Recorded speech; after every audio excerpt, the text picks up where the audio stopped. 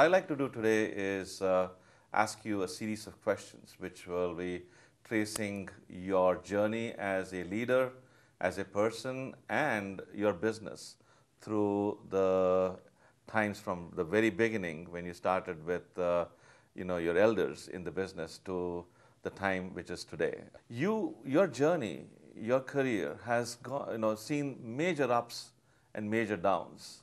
There have been as many troughs as there have been crests. For most mortals, that would be devastating. But somehow you come across every time stronger and better.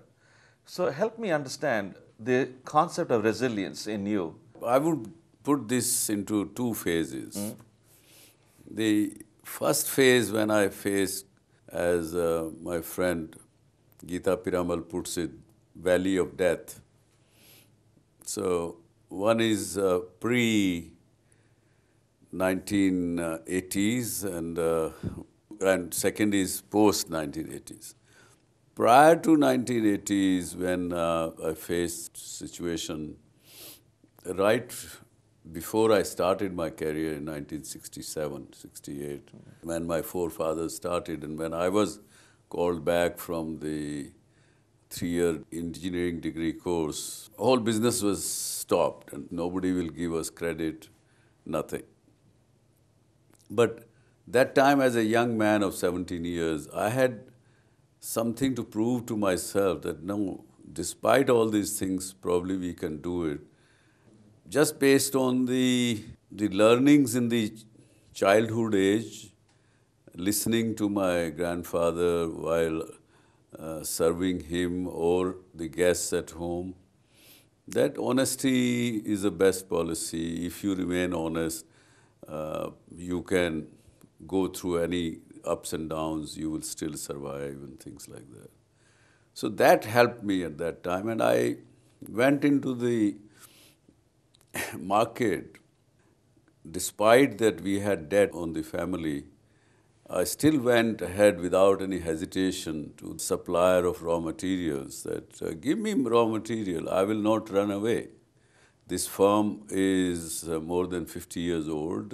Okay, we are currently in losses, and it may have taken 6, 8 months, 9 months, but then I made a mark in Hisar grain market that whenever they will supply me raw material for pulses processing, they will not come to me asking for money.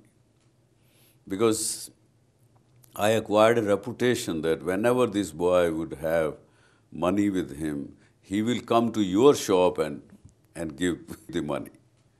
So that credibility I was able to build. Second, I faced a situation just before 1980 when people felt as if I had a big contract for export of rice to Russia. Though many established exporters tried to court me and tell me that give us the contract and you take your profit and then be happy. You sit home, relax, we will do everything and we will give you part of profit. But I said, no, I'd like to do it myself. And obviously they didn't like it, so they tried to create all kind of hurdles, and including the fact that they spread in the market that he has now failed. He will not be able to survive because ships were not going and all kind of things were happening and creditors were sitting and but I went up to a senior most officer of the bank because on their promise of the bank, I had even issued the checks one day, and then they said, no, you issue the checks, tomorrow the sanction will come from the head office for your credit and your checks will be honored. But when the checks were in the bank, the creditors were sitting in the bank to make sure that my checks were cleared. So, but I went up to the senior most officer and I banged his table and I said, look, I have dispatched goods worth 200 million rupees and I'm only asking from you 20 million. If you can't give me this, then what is the point? So, and the old man, I don't know whether he took pity on me, or I was 28, 29 that time, or he saw married, and he immediately instructed, no, honor his checks. And post 80s, I would say that I started practicing Vipassana, which teaches you that basically you have to remain equanimous in all situations. So that helped me.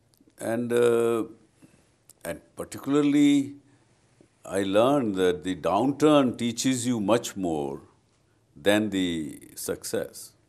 So the SL Group today is a massive conglomerate that does business in a wide variety of industries: news and media, entertainment, sports, packaging, infrastructure, education, lotteries, and so much more. I mean, I'm going to run out of breath just describing the breadth of industries that you're in. Could you just briefly describe to the listener, I mean, what was the nature of the business in the 70s? See, the business is started in 1926 by my great-grandfather. And they were basically trading in agriculture commodities, right from pure staple wheat, gram, barley, to cotton, to pulses, to edible oils and things like that. Then they would do traditional banking together with it. They will finance the farmers on one hand, who will bring their produces to their shops. So that was their business, and when my generation, I started taking over, we continued that business. You said you took over, you joined the business when you were 17? That's right. Right, okay. Yeah. And when you first started, what was your role when you said you kind of took over? I mean, We had 3 processing units. Two were dal mills, as we call it. One was oil extraction plant. So when I was called from the school, businesses were closed. So I took permission from my grandfather to start one of the pulses processing units. Because of lack of working capital, we gave an idea to the Food Corporation of India, because those were the days in India was on more of socialistic way of doing business. USSR had a lot of influence, a lot of things were being done by public sector. Food Corporation was dealing in all kind of food grains and pulses. And on the other hand, army was buying a lot of things from the trade. So we said to them, why don't Food Corporation supply to the army directly, and we will upgrade the material in our plant and just charge labor charges to them. So I shifted to that, and then that brought me to Delhi. Then Food Corporation India saw in 1975 bumper crop of grains, shortage of storage capacity.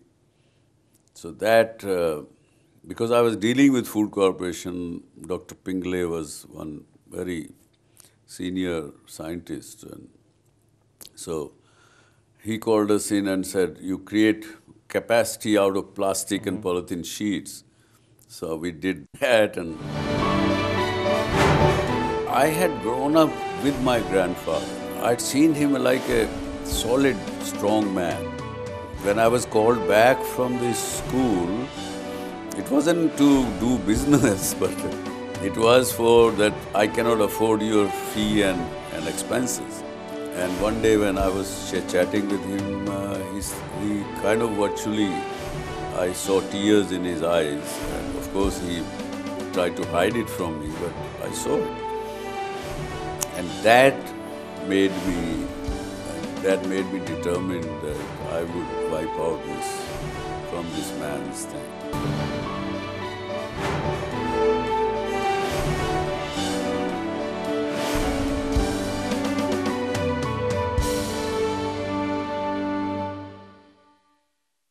here you are, 17 years old.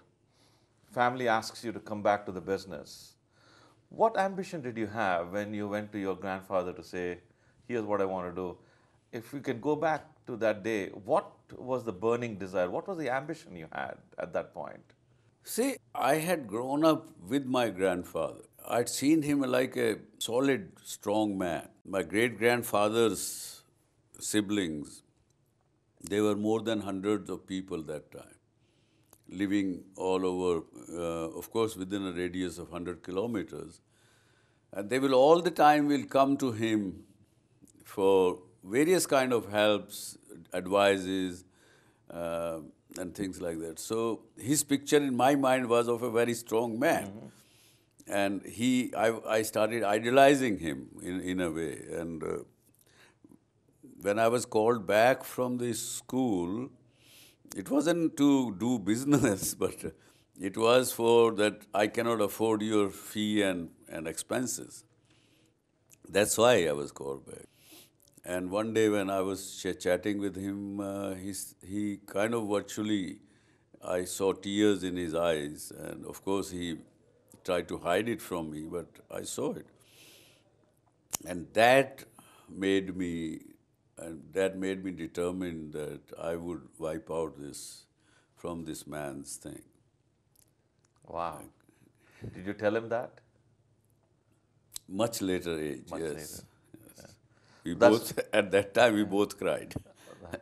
In this period of your very illustrious career, if you had to pick 2 or 3 key turning points in the late 70s and early 80s, what would you kind of point to saying that these are the 2 or 3 very important turning points? Major turning point, first one was the polythene and plastic covers making for food corporation and storage. That was certainly, I would call it a major turning point, though it may not have given me as much profits. But that gave me tremendous sense of pride and confidence. And if I would have known how to do the public relation activity for creating capacity for more than 180 million tons of food grains. And I am talking 1975 when I was just 25 years old. Wow. When you took this on, did you have any knowledge of the plastics business, and Nothing whatsoever. how did you do it? One was this Dr. Pingley. He was advising, guiding. He saw in me that here is a young fellow who is not hesitant to experiment. And of course, you then took some help from some known people who were earlier in the same trade, but they were doing very small business. And I would say that fear of unknown, or I didn't have fear because I didn't know what is in it for me. So that's an important thing. Yeah. You didn't have the fear of the unknown. Could you tell us a little bit on the origins of SL Packaging, which, among other things, now is the largest plastic tube making company in the world? Help us understand where it got started and the journey of that business. See, when we were in plastics, polythene, when we did this storage capacity for the grains, one new experiment was done to laminate low density polythene with high density polythene and to create fumigation covers for the grain. So that introduced me to some kind of lamination, but that experiment failed. So I had already taken on lease this lamination plant for a couple of years. So what to do with that? And then we started laminating low density polythene with paper for packaging industry, for packaging of pharmaceutical products. And then one of the exhibition, which was in Germany called Interpack, and I visited that in 1982. I saw this product which used to be called a laminated tube. combination of metal and plastics for mainly for toothpaste. So I felt this is a good product which should be tried and brought back to India. That's how it started with 50 million tubes capacity. And today, I think, though my youngest brother is handling that unit, that company, and he's done a tremendous job of progressing it. I think more than 8 billion tubes, I think close to 8 billion tubes we produce. 35% of the humanity, when they do brush their teeth in the morning, they use SL-made tubes. This is a global enterprise that you have visualized and created. But when you started it, what was the nature of business in India? How was it to do business in India? I'm trying to connect your global aspirations with your domestic operations here. Yeah, it was, again, a very horrifying experience. Firstly, I had no experience of putting up an in manufacturing unit. Second, was very new to the Mumbai as a commerce capital. Third, your customers' base was only 4 of them: Colgate, Procter & Gamble, Unilever, and Jeffrey Manners, all foreign nationals, multinationals. Now, and you are a 30 years old guy who says, I have brought in this technology from 3 countries, America, Japan, and Switzerland, and I want to do this. And they all knew that this product is superior than the normal metal lead tube. But they had their own vested interests, clubbed with that time's system in India was still, industries were licensed. I mean, Colgate was licensed to produce X tons of toothpaste every year. So they said, hey, why do I need to change my equipment, which will make more investment? From 20 supplier, why should I go to single supplier? And for 3 years, none of them bought a tube. One of these 4 contracted 100% capacity, but didn't buy a single. So in 3 years, that company, my company, SL Packaging, was qualified to be a sick unit. But then some of the profits of rice exports, we kept putting into the company to avoid it to become a sick unit. And then a domestic company was coming up to start a new brand of toothpaste. They started using it, which put pressure on all these big boys. And then there was no looking back. Talk a little bit about the merging of SL Packaging with Propack. What were the challenges? What were the risks involved? How do you take care of that, if any? No, Propack owner was a friend and still is a friend. He had his operations in the countries where we were not present. So it was a good combination, good fit. But challenges were only of integration of different nationalities, different people. But we didn't face much challenges in this. Lack of infrastructure, with roads and other things, where connectivity was poor. 2, these bureaucrats imposed entertainment tax, which was 150%. Third one was that people wanted entertainment, but they wanted it closer to their homes. So all the 3 things gave birth to Z.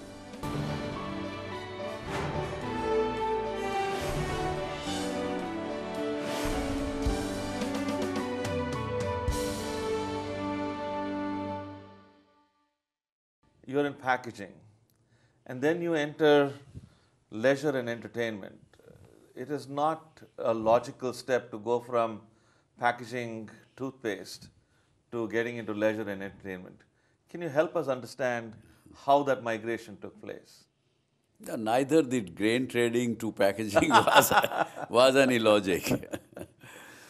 And this is a known fact that we haven't spent much money on the consultants to ask them what next I should do.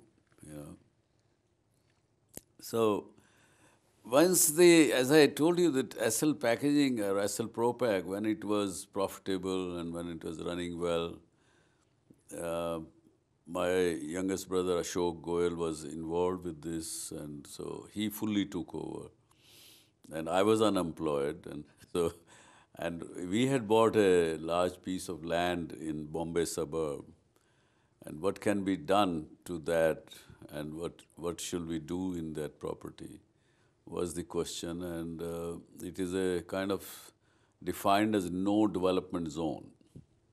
And in that, you could build amusement park, you could build few other things. So amusement park was one thing which had attracted me much earlier when I visited some of these so-called amusement facilities. And so we started working that.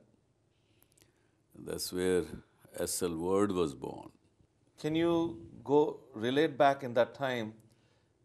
What do you think was happening around in the Indian context that you think made SL World the success that it is? I mean, was it the right thing at the right time? And if so, why was that the right time to do it? Or did you make it the right time? I wouldn't call it right time, but it was something which one felt that Mumbai as a city, you see, it's an island. And people live in this city, they don't have either the roof or the ground. They are hanging in the flats in between. And hardly any greeneries in Mumbai city. So I think it was combination of all the things because of my unemployment, this land being available, and then when amusement park, we thought, we did a survey also. The SL word name was not because of the group's name was SL, because we designed the 5 phases of this park. We actually did a naming contest in the city, which was participated by more than 30,000 people. And one such name appeared was SL World. So they described entertainment, sports, and science exhibition land. That's how the abbreviation SL was done in this context. What were the principles that you used to put together a team? Because this is a very consumer-oriented business. This is entertainment. It's a different DNA. Help us understand how you put together the team. What I did was I looked around, and there is every year an exhibition or a annual conference, exhibition cum annual conference called IPA. And before we started working on it, I visited that. And there I was looking around who were the people who could help us to set up such a facility. And we picked up 3-4, talked to all 3-4 of them. We chose Blackpool Pleasure Beach of UK as our consultant and architect, so to speak. And they helped us put together. They also, in fact, trained our initial team and managers. Can you talk a little bit about the origins of EIL, SL Infra Projects Limited? Because this company has done projects in over 70 centers in India. Just could you help us understand, because you moved from now doing a consumer-oriented thing to projects business. This migration has come about mostly if you look at SL Packaging, SL Word, Z, entertainment, or anything. They are all mostly kind of service industry. And and the families were growing. We have, amongst four brothers, next generations were growing. So I said we should have some business which is kind of more of annuity kind of business, and should have asset base also. If you look at other things, hardly any assets are being much, not much of a, too much of a capex kind of a thing. And I think somewhere inside me also there is a bug of national interest, if I may say so, which was telling me always that why we are lacking in infrastructure, or whether it is roads or whether it is anything. So why can't we help also build that? So both of the things, and we experimented with roads first, slowly grew that business. Now we are certainly in many verticals over there. And again, as you've seen, my history of these 40-odd years is to bring first-time things in India. We ventured into 9 new things. Out of that, 4 succeeded, 5 didn't. 1992, you founded ZTV. Now, there have been books written and long stories about in the exchange that you had with Star and what happened and how it came about. What was the circumstances that led you to start ZTV? This SL World amusement park, which, as I said earlier, that we had done surveys and plan was made according to that, investment was made according to that. The first year of completion was calendar 1990, January 90 to December 90.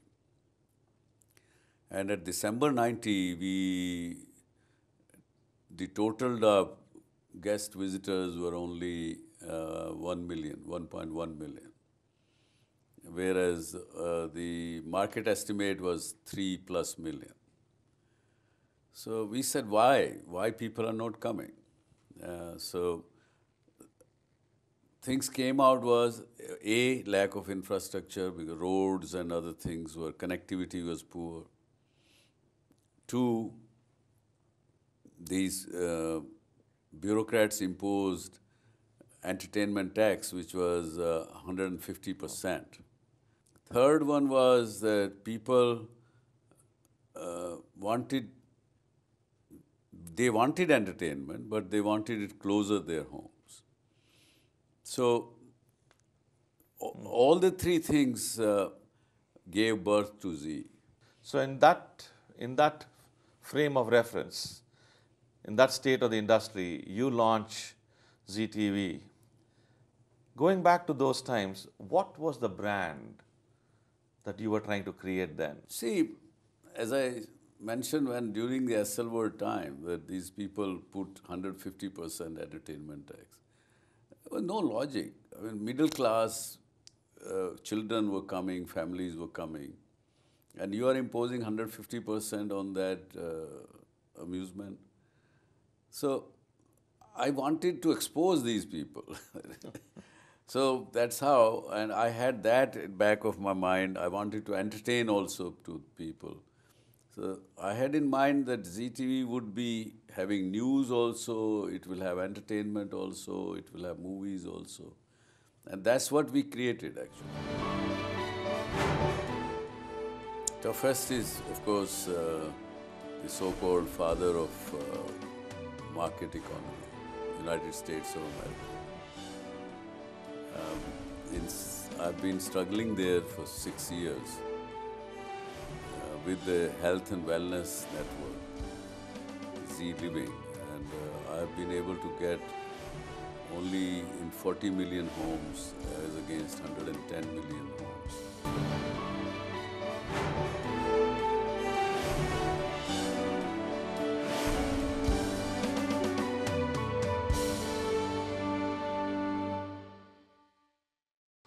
but there has been a lot of competition. There's proliferation of channels. What makes Z so successful in a market that is so fragmented with so many players trying to do so many things? One is that we have tried to continue to build the brand in various kind of aspects of the life. So it touches people in every, we want to catch them whatever time we can catch them. So we have a network of almost 40 stations in India at the moment, and in 8 different languages. So that makes it a household thing. Of course, when competition comes, everybody has their own strategy, but we are keeping ZTV, the main brand, as a family viewing network, which is very clean. So that makes it uniquely placed, and though we have for youth different brand like Ant TV and other things. So we are almost commanding about 19% of the eyeballs of India. And beyond that, it is financially so successful because internationally, the South Asian diaspora watches it. Plus, for last 5 years, we are going in one by one foreign languages from our own programming. Latest being the German language program or network we launched in Germany. Speaking to your globalization in this industry, can you talk a little bit about which have been the toughest markets to enter, and what have you kind of learned from it that everyone else can benefit from as you enter new markets? Toughest is, of course, the so-called father of market economy, United States of America. I've been struggling there for 6 years with the health and wellness network, Z Living, and I've been able to get only in 40 million homes as against 110 million homes. Difficult to get distribution, difficult to penetrate in that market. How has the news media changed in the time that you've been in the space? First and foremost, Professor, news media in India, particularly television, has so many stations that you cannot even imagine. And I even can't count them. So that apart, but there is a lot of negativism which has creeped into the news in India. Including ours also, partly. But I'm trying to say to my colleagues, let us listen to our consumer what they want. So listening to them, we are trying to do the course correction. Because I went myself sitting into the houses of the viewers, what do they think of news television? And they told us, you're all sold out. Sab bike hue ho. But at the same time, they said, you are the only hope also we have. So both very drastic contradictions, but so since then we are correcting it. Switching gears, you have your own TV show, Dr. SubhashChandra Channel. I mean, can you help us understand the motivation behind it, and why has it been so well received? This is called DSC show. We have a tradition in our family from 90 years, as I'm told, must have been before also, that 10% of the profit you have to give for good causes. 2 years ago, I was sitting with my father in my ancestor home. We were just chatting, and he asked me that, are you continuing that tradition? I said, yes. We are doing it. My next generation also is seemingly into it. They will also continue. Just innocuously asked me, what about your experience? I said, experience, वो तो नहीं बांटा तुमने. You didn't share that. I said, yes, वो तो नहीं share किया. वो भी तो, that's also your income. So that was the trigger, and I started thinking and thinking till one day I was in Europe and I saw some motivational show. So I said, let me try this if it works in India. So it was an experiment. We said we will do it 3 months, and if it doesn't work, which was more likely that it will not work. But somehow people are liking it, and it is benefiting people. From when have you been thinking about philanthropy and charitable work? Walk us through your journey on giving. The giving has been in the genes, as I said, that from 90 years the family has been following this tradition of giving 10%. And as a 8-10 years old, I used to sometime total up the books sitting and while learning with the grandfather in the shop. And they had a ledger account of philanthropy. So they knew that 10% of this year's profit we have to give. But you don't know in the beginning of the year, and particularly when you are in a trading business, how much profit or loss you will have. But from day one when you are giving, whether 100 rupees or 1,000 rupees or 10,000 rupees, they kept debited on the other debit side. I have not seen any year when the total of the debit was bigger than the credit. So profits were more than 10% of what you have given throughout the year. So that taught me one thing, that more you give, more profits you will have. So it's a profitable thing to give. You've had such a long, illustrious career. You've learned so much along the way. If there were 2 or 3 things that you'd like every viewer of this video to walk away with as leadership lessons? Well, I think this is what I was saying when somebody in the University of East London thought that they would want to give me honorable doctorate for management, which I had not studied. These things were, number one is have faith in yourself and your ability to succeed. Number 2 is that you should live in the present. I would say is that eat, drink, and sleep with the problem what you have. Thank you very much for your time. It's been thoroughly enjoyable listening to you. Thank you, Professor. You're a great person. Thank you. Enjoyed it. Thank you. Doctor Subhash Chandra show मध्ये भाग घेण्यासाठी dsc@zmedia.slgroup.com वर mail करा किंवा आम्हाला SMS करा DSC space आपला प्रश्न आणि पाठवा 57575 वर.